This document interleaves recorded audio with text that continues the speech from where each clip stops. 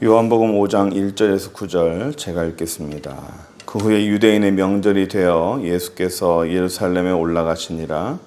예루살렘에 있는 양문 곁에 히브리 말로 베데스다라 하는 못이 있는데 거기 행각 5이 있고 그 안에 많은 병자, 맹인, 다리 저는 사람, 혈기 마른 사람들이 누워 물의 움직임을 기다리니 이는 천사가 가끔 못에 내려와 물을 움직이게 하는데 움직인 후에 먼저 들어가는 자는 어떤 병에 걸렸든지 낫게 되미러라. 거기 38해 된 병자가 있더라. 예수께서 그 누운 것을 보시고 병이 벌써 오랜 줄 아시고 이르시되 네가 낫고자 하느냐? 병자가 대답하되 주여 물이 움직일 때에 나를 못에 넣어줄 사람이 없어 내가 가는 동안에 다른 사람이 먼저 내려가나이다. 예수께서 이르시되 일어나 네 자리를 들고 걸어가라 하시니 그 사람이 곧 나아 자리를 들고 걸어가니라. 이날은 안식일이니. 아멘. 우리나라 속담에 이웃마을 이원이 용하다 또는 산 너머 마을에 무당이 용하다 라는 그런 말이 있어요. 어디에 가면 뭘 잘한다, 어디에 가면 뭘 잘 치료하는 병원이 있다. 그래서 그 병원이나 그 의원에 가면 사람이 많아요. 그리고 또 기본적으로 일반 정상적인 의술이 아닌 비정상적이지만 그렇게 하니까 사람들이 잘 치료되더라 하고 사람들이 소문이 나죠. 병원에서 병을 치료하면 당연하다 생각합니다. 그런데 병원이 아닌 곳에서 병을 치료하면 대단하다고 생각해요. 그래서 사람들이 병원이 아닌 그런 이상한 곳에 몰립니다. 소문을 듣죠. 그래서 그 소문을 듣고 사람이 모입니다. 확률 게임인데요. 10명 중에 한두 명만 나와도 그 한두 명이 소문을 냅니다. 잘한다고, 훌륭하다고, 정말 대단하다고. 점집도 똑같죠. 10명 중에 한두 명만 맞히면 돼요. 한두 명만 맞히면 그 한두 명 맞은 사람들이 온갖 소문을 다 내고 다닙니다. 정확히 말하면 우리나라 속담에 소 뒷발에 쥐 잡은 거죠. 어쩌다가 하나 걸린 거예요. 그 걸린 사람이 좋다고 다 광고를 합니다. 이스라엘에도 소문이 나는 게 하나 있어요. 그게 뭐냐면 베데스다 이 연못이에요. 이 베데스다 연못에는 전설이 흘렀어요. 물이 움직일 때에 그 안에 먼저 들어가면 병이 낫는다. 2절, 3절 잠깐 볼까요? 예루살렘에 있는 양문 곁에 히브리 말로 베데스다라는 못이 있는데 거기에 행각 5이 있어요. 이 행각이란 기둥을 말해요. 그 안에 병자, 맹인, 다리 저는 사람, 혈기 마른 사람들이 누워서 물의 움직임을 기다렸어요. 왜 물의 움직임을 기다렸느냐? 4절, 5절. 이는 천사가 가끔 못에 내려와 물을 움직이게 하는데 움직인 후에 먼저 들어가는 자는 어떤 병에 걸렸든지 낫게 되미러라. 거기 38해 된 병자가 있더라. 여러 병자가 있는데 그 중에 하나가 38년 된 병자예요. 이 베데스다 연못이라는 것이 천사들이 가끔 내려와서 거기서 뭐 목욕을 하는지 물을 떠가는지 모르겠지만 물이 움직임이 있다. 갑자기 물이 움직임이 있을 때 가장 먼저 들어가는 사람이 그런 어떤 영적인 능력을 받아서 몸이 치료가 된다라고 하는 전설이 있어요. 정말 치료가 되는지 안 되는지는 사람들은 모르겠지만 10 중에 하나 어쩌다가 한 사람이라도 치료가 됐다라고 한다면 그걸 가지고 사람들이 어떻게든 자기 몸을 치료하려고 거기에 나와 있었죠. 그 중에 하나가 38년 된 병자예요. 누구도 나았고 누구도 나았더라. 원래 소문이라는 것이 좀 많이 부풀려지게 돼 있어요. 이 38년 된 병자는 다른 사람이 들어가기 전에 먼저 들어가야 되는데 병이 너무 오래됐고 또 몸이 움직이기가 힘들었던 모양이죠. 그러니까 먼저 발견했어도 먼저 들어가는 사람이 임자인데 아무리 먼저 발견해도 뭐 연못을 뚫어지게 쳐다봐도 움직임이 느리니까 먼저 들어가지 못하는 거예요. 그러니까 38년이란 병을 이기지 못하고 거기 있었어요. 예수님께서 이 38년 된 병자에게 찾아옵니다.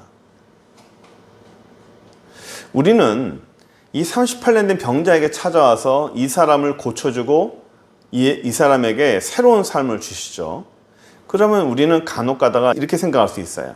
그가 정말 간절하게 병 낫기를 구했나 보다. 또는 다른 뭐 바디메오나 다른 안진뱅이 이런 사람들처럼 가이스 자손이여 나를 좀 고쳐주십시오. 또 문둥병자처럼 나를 좀 고쳐주십시오 하든지, 또는 지붕을 뚫고 들어와서 이렇게 고침을 받으려 하든지, 어떤 의지나 어떤 노력이나 그 사람이 갖고 있는 무언가 애쓰고자 하는 그런 마음이 별로 없어요.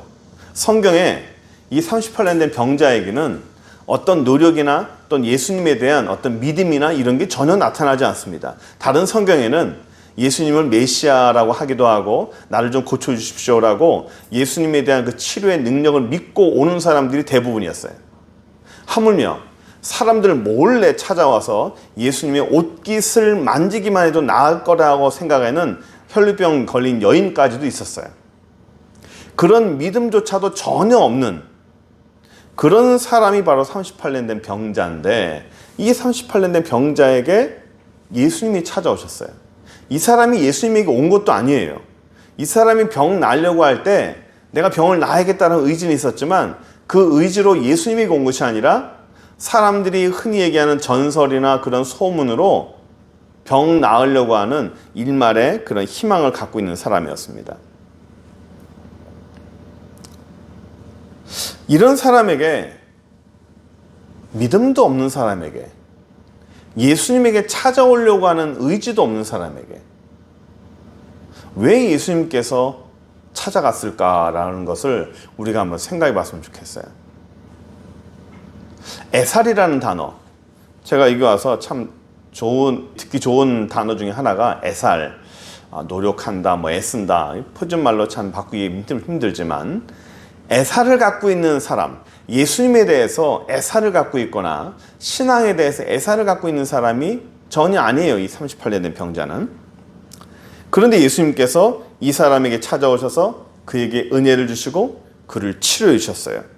이 땅에는요, 이 38년 된 병자처럼 예수님을 원하지도 않고 믿으려고 하지도 않고 기독교에 대해서 반감이 있음에도 불구하고 그런 사람에게 우리 주님이 은혜를 주실 때가 간혹 있어요. 정말 간절히 원하는 사람은 또 못 믿는 경우도 있는데, 전혀 생각지도 않은 사람에게 예수님이 찾아오셔서 그에게 은혜를 주시고 예수를 믿는 그런 경우들이 간혹 있습니다. 기독교가 왜 싫으냐라고 그런 사람들한테 물어보면 뭐 이런저런 이유는 돼요. 하지만 정작 마지막에는 본질적인 이유가 뭐냐라고 물으면 그냥 싫다 그래요. 기독교가 그냥 싫다. 예수님이 그냥 싫다. 그러면 우리가 한번 생각해 봤으면 좋겠습니다. 기독교를 그렇게 싫어하고 예수님을 그렇게 싫어하는 사람에게, 그 사람에게 천국을 가게끔 해야 됩니까? 그 사람에게 천국이 필요할까요?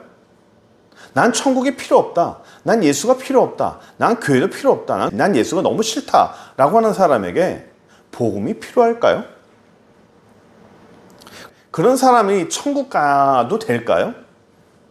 막 교회를 너무 핍박하는 사람, 기독교에 대해서 그렇게 욕을 하고 대중적으로 교회의 어떤 신앙을 박해하는 그런 사람이 천국 가면 될까요? 제가 과거에 한번 이런 간증을 한 적이 있지만, 학교 다닐 때 이렇게 대학교 이 식당에서 저녁에 성경 공부를 할 때 꼭 그때만 나타나는 여학생이 있었어요. 성경 공부를 하면 저 끝에서 이 고무 바킹이 없는 의자, 그 의자를 끝에서 쭉 끌고 와요. 그것도 그냥 이렇게 지그재그로 끌고 오면서 우리 옆을 꼭 지나갑니다. 굉장히 신경이 쓰이죠. 꼭 방해를 해요. 성경 공부만 한다 하면 꼭 나타나서 방해를 합니다. 얼마나 밉고 얼마나 얄밉던지. 마귀는 저런 인간 안 데려가나. 이런 생각은 했지만 제가 단 한 번도 저 사람이 예수 믿었으면 좋겠다는 생각 해본 적이 없었어요. 그런 사람이 나중에 제가 어느 교회, 큰 교회 간 있을 때 이스라엘 갔다 돌아오니까 거기 순장으로 있더라고요. 그 사람은 저를 몰랐지만 저는 그 사람을 알았습니다. 제가 과거에 어디서 성경 공부를 했다 그러니까 되게 부끄러워하더라고요. 그분이 지금 터키 선교사로 갔어요. 저는 그 사람이 예수 믿을 거라는 생각 단 요만큼도 안 했습니다. 예수를 전해야겠다는 생각 전혀 안 했어요. 그런 사람은 천국 오면 안 된다고 생각했습니다. 제가 군대에 있을 때도 정말 독하게 이렇게 사병들을 괴롭혔던 선임하사가 있었어요. 그분도 몇십 년 만에 교회에서 만났어요. 어쩐 일이시냐고. 예수를 믿었냐고. 너무 반가웠더니 여기 어쩐 일이냐고. 그랬더니 선교훈련 받으러 왔다고. 선교사 나가시냐고. 예, 선교 나간다고. 상상도 못했습니다. 그런 사람은 천국 오면 안 된다고 생각했어요. 복음을 전할 생각 안 했습니다. 너무 독하고 너무 악해서. 그런 사람이 누구였냐면 바울이었어요. 사도행전 22장 6절 보시면 바울이 가는 중에 다메섹에 가까이 갔을 때 오정쯤 되어 호련히 하늘로부터 큰 빛이 나를 둘러 비치매 내가 땅에 엎드려져 들으니 소리 있어 이르되 사울아 사울아 네가 왜 나를 박해하느냐 하시되 내가 대답하되 주님 누구시니까 하니 이르시되 나는 네가 박해하는 나사렛 예수라. 사람들이 그 바울이 변하기 전 사울에게 예수 믿으라고 얘기했을까요? 저런 사람은 교회 나오면 안 된다고 생각했을 거예요. 저런 사람은 천국 가면 안 된다고 생각했을 겁니다. 가능성이 없는 사람이에요. 예수를 찾지도 않아요. 교회를 찾지도 않습니다. 전혀 관심이 없는 사람입니다. 물론 38년 된 병자는 바울처럼 또는 교회를 핍박했던 신앙을 핍박했던 그런 어떤 사람들처럼 이렇게 적극적이진 않았어요. 적극적으로 반대하진 않았습니다. 그러나 이 38년 된 병자는 적극적으로처럼 반대하진 않았지만 애살이 없었어요. 관심이 없었습니다. 예수님에 대해서 관심이 없었어요. 다른 사람들은 예수님에게 막 찾아와서 정말 많은 무리들이 예수님에게 치료를 받으려고 모였지만 이 38년 된 병자는 예수님을 믿지 않았습니다. 믿었다면 거기에 갔겠죠. 그러나 그 사람은 소문을 믿었고 전설을 믿었어요. 예수님이 네가 낫고자 하느냐 그랬더니 나는 예수님에게 나를 데려갈 사람이 필요한 것이 아니라 이 연못에 나를 넣어줄 사람이 필요하다고 말합니다.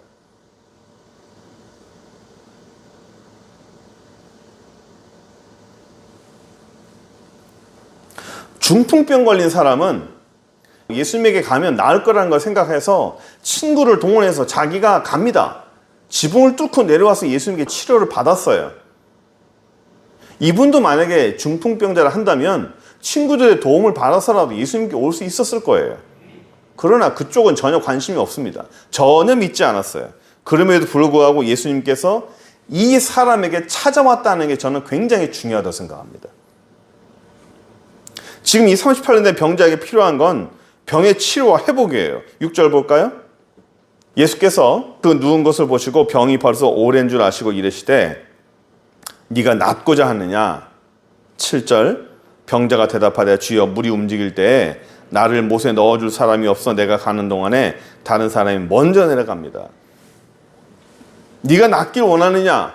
라고 물어보니까 7절에 뭐라고 대답하냐면 예, 낫기를 원합니다 라고 대답을 해야 돼요. 네가 낫기를 원하느냐? 예, 낫기를 원합니다. 저를 고쳐주십시오. 할 수만 있다면 저를 고쳐주십시오 라고 대답하는 것이 정상이에요. 그런데 뭐라고 대답하죠?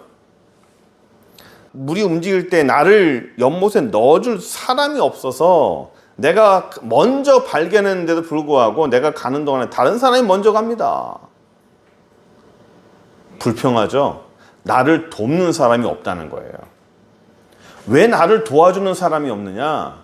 왜 사람들이 나를 싫어하느냐? 사람들은 나를 도와줘야 되고 나를 불쌍히 여겨야 되는데 왜 나를 불쌍히 여기지 않느냐라고 환경을 원망해요. 돈이 없어. 돈 원망하고요. 환경 원망하고 주변과 자신 모든 걸 다 원망해요. 다 남 탓이죠. 다 남 탓이에요. 이런 사람은 병이 들지 않았어도 이 사람은 성품이 원래 이런 사람이에요. 항상 남 탓하는 사람이에요. 부모 잘못 만나서 이랬고, 환경이 나빠서 그랬고, 정치 환경이 안 좋아서 그랬고, 조상이 잘못됐고, 학력이 잘못됐고, 부모가 잘못됐고. 팔전가시나라는 말이 있어요. 팔전가시나. 이게 뭐냐면 사람이 탓을 하는 거예요. 팔전가시나. 팔자 타령. 돈 타령. 가문 타령. 시댁 타령. 나이 타령. 나이가 많아서 못했다. 온갖 불평을 하고 나의 불행은, 내가 잘못된 것은 다 다른 사람 탓이라는 거예요.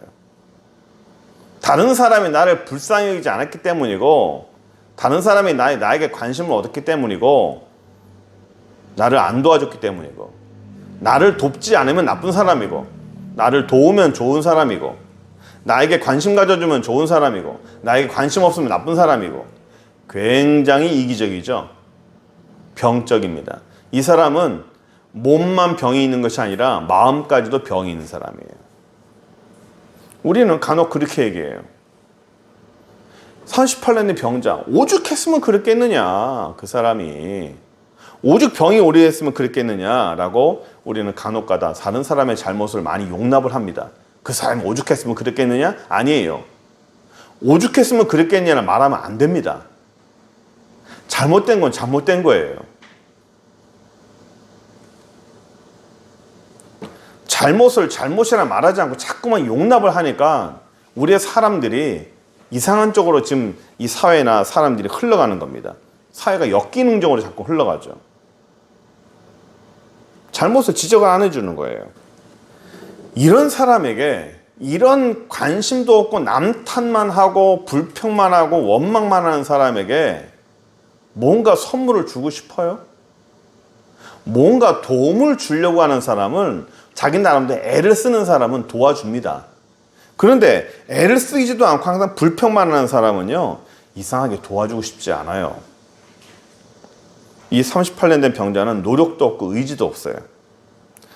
옛말에 이런 말이 있죠. 하늘은 스스로 돕는 자를 돕는다. 스스로 애쓰는 사람들에게 많이 도움이 있어요. 그런데 이 사람은 기도도 없죠. 애살도 없죠. 간절함도 없죠. 예수님께 가면 낫는다라는 그런 믿음도 없죠. 하나도 없어요. 그럼에도 불구하고 예수님이 이런 사람에게 찾아왔다는 거예요. 저는 참 이게 은혜가 돼요. 이 사람만큼 아프지 않은 사람이 있을까요? 그런데 예수님은 이렇게 푸념만 늘어놓고 변명만 하고 불평만 하는 이런 사람에게, 가능성이라고는 없는 사람에게 예수님이 찾아오셔서 이 사람에게 은혜를 주시잖아요. 저는 이게 성경에서 너무 놀라운 은혜라고 생각합니다. 우리는 성경에 보면 예수님을 찾아오는 사람이 참 많아요.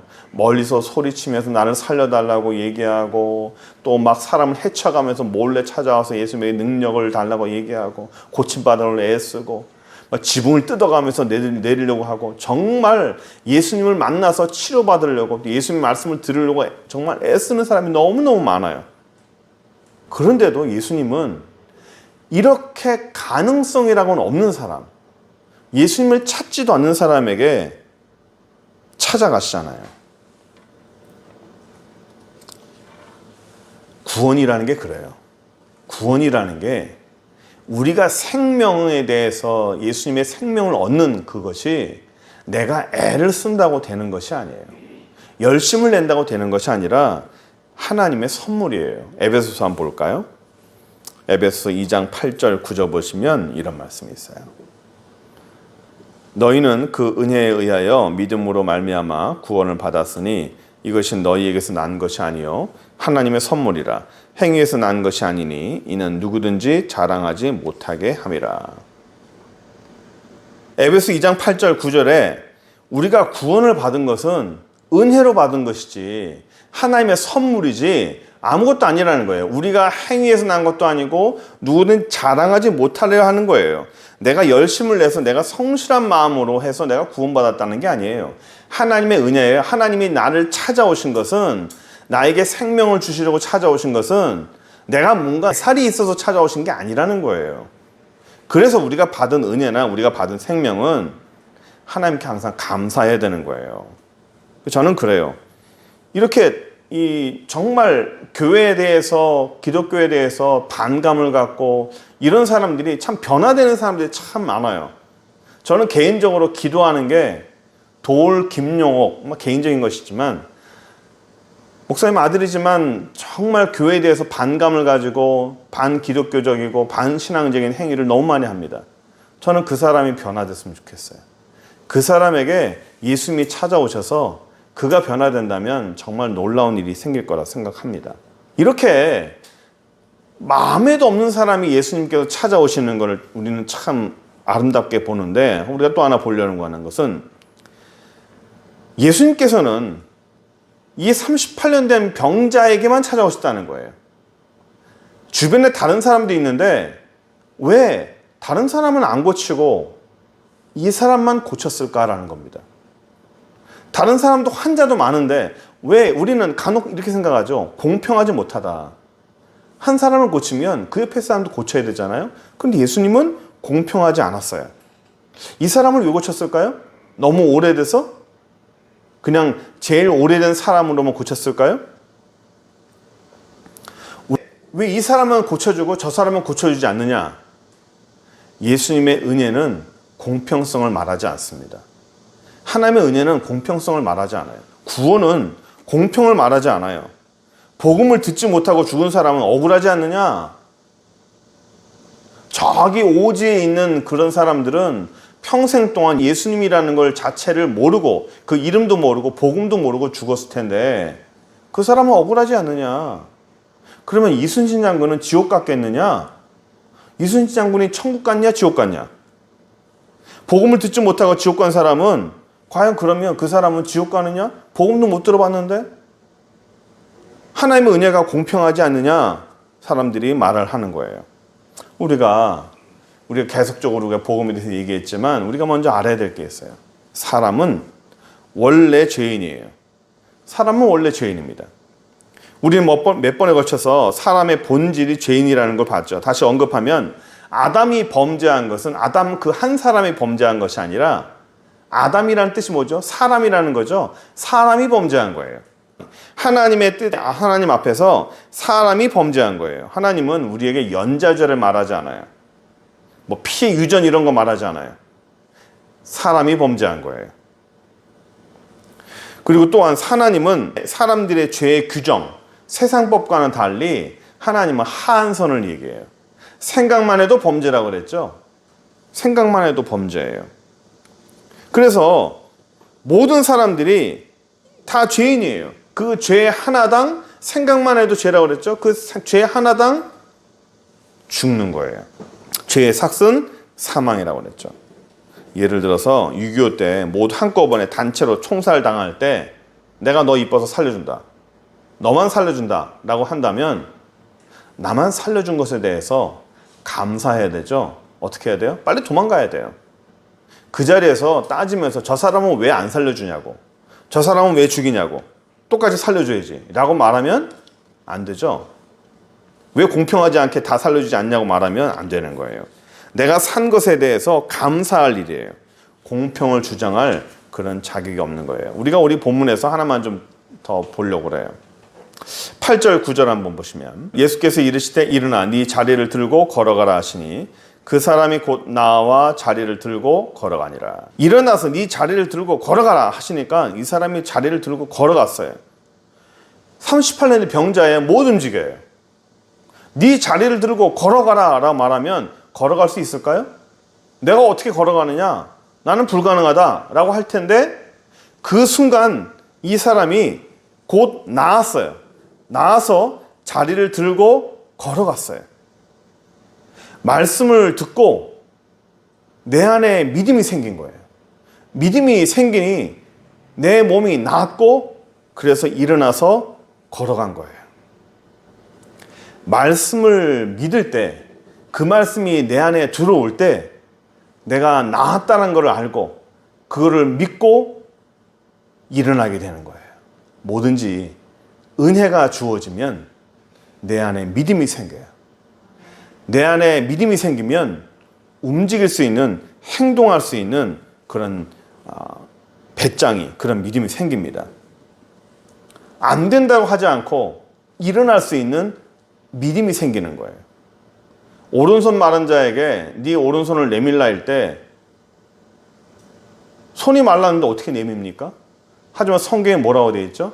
그가 오른손을 내밀라 하매 그가 내밀매라고 되어 있어요. 근데 사본에 뭐라고 되어 있죠? 어깨라는 부분이 있다고 그랬죠? 어깨를 내밀매라고 되어 있어요.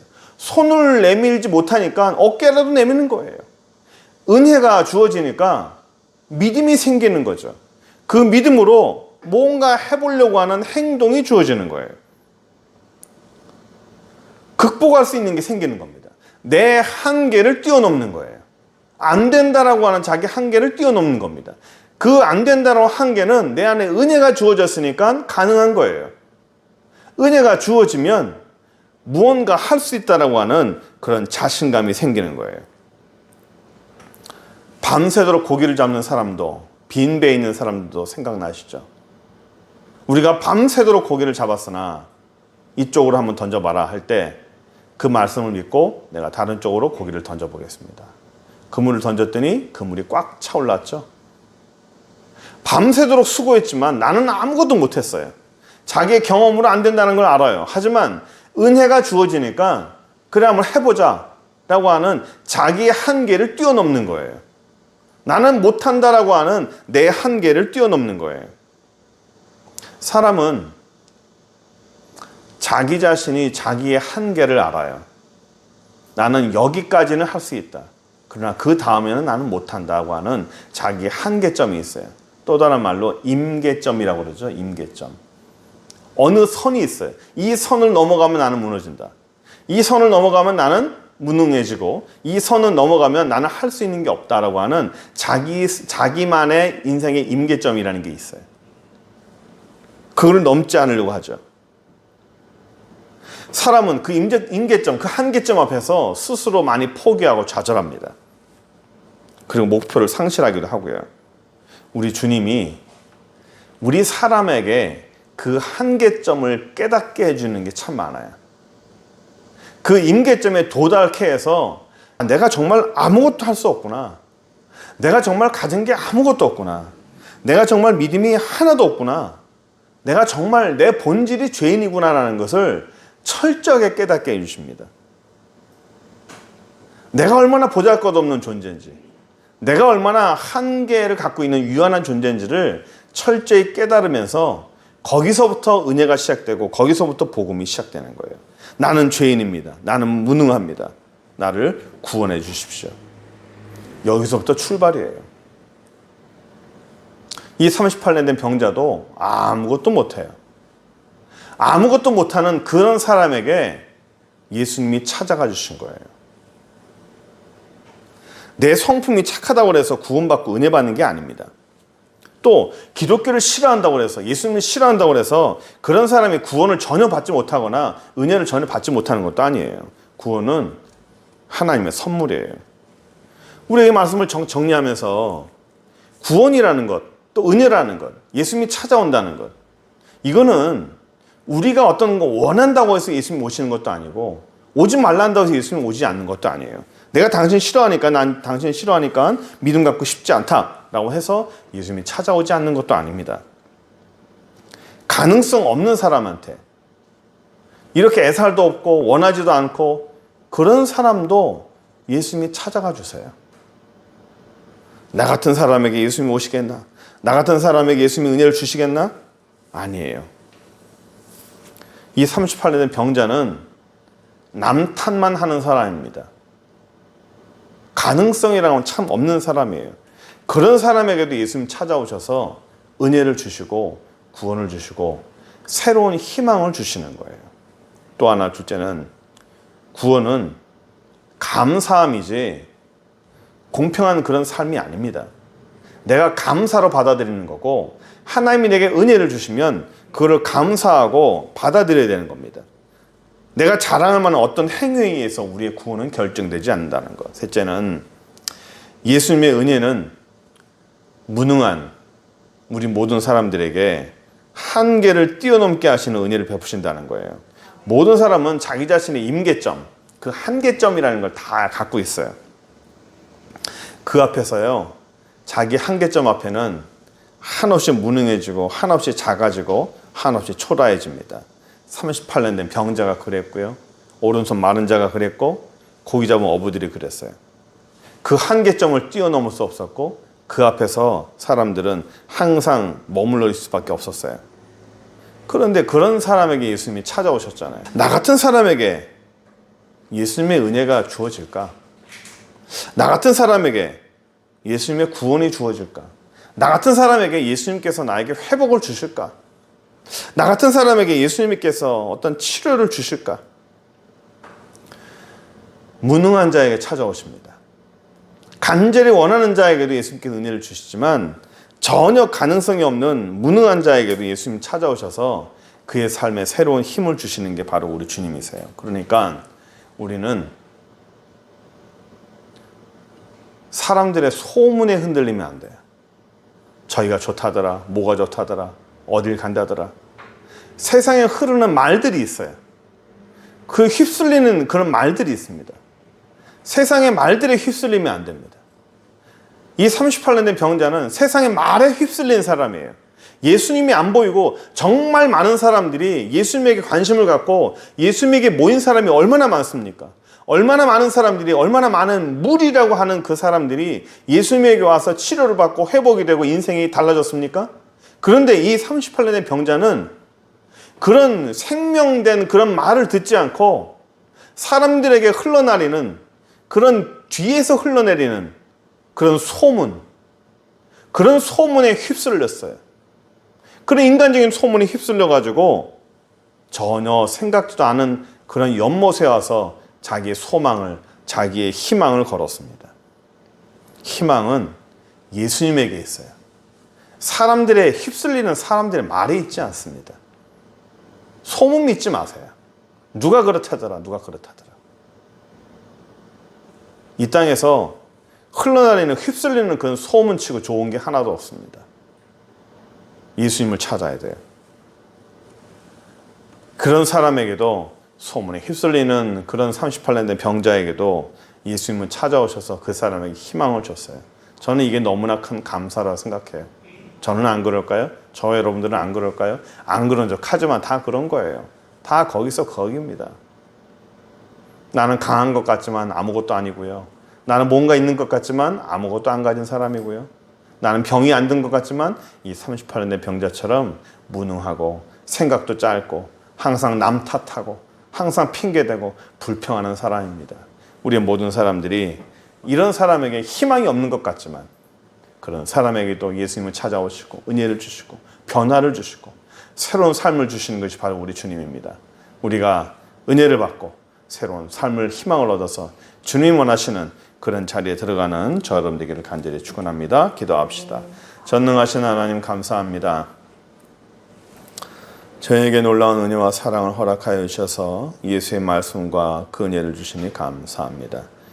가능성이 없는 사람이라 할지라도 하나님의 은혜를 허락하여 주시고 주님에게 대적하는 사람이라 할지라도 우리 주의 은혜와 능력을 주시니 감사합니다. 예수의 은혜로 말미암아 함께 허락된 그 은혜의 자리에 들어갈 수 있도록 주여 축복하여 주시고 믿음의 귀한 삶을 살아가는 저희들 될 수 있도록 인도하여 주옵소서. 예수 그리스도의 이름으로 기도합니다. 아멘.